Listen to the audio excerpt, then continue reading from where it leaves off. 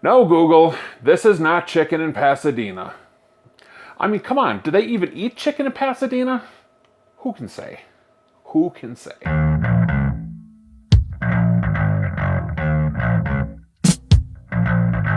Hey kids, JD here. Today I found a recipe for a dish online that's called chicken pasanda, or in Indian it would be Murg pasanda. I thought I could give it a try since it's supposed to be an easy and very mild curry. So I'm going to prep it, cook it, then eat it in front of you so you can find out how it is. And you should watch to the end because these things do not always turn out like you think they would. Before we get started, go ahead and hit that subscribe button. It's important and I appreciate it. Let's go. Cut up 250 grams of chicken. Make a paste with 1 teaspoon of ginger garlic paste, 1 teaspoon of chili paste. I made a chili paste that has about the same heat as a Kashmiri chili paste. 1 teaspoon of salt. Add 1/2 teaspoon of garam masala. Mix together with the chicken, marinate for a while. When that's done, in a pressure cooker, put 4 teaspoons of butter, 1 cup of onion, that's about 100 grams. On top of that, layer the chicken.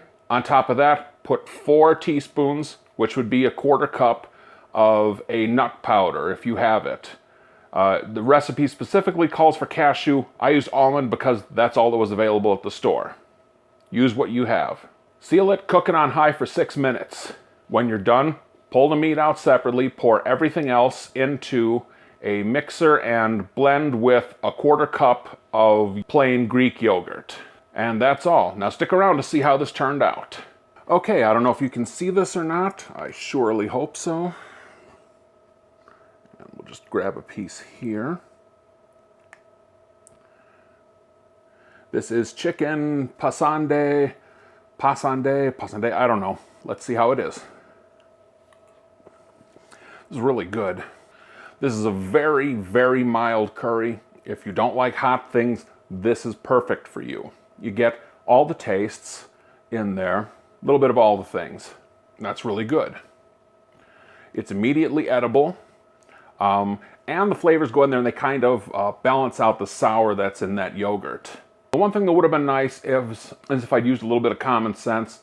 I know that whenever they do these recipes that for me, I have to use less time when there's onions on the bottom or the onions will burn and stick to the bottom.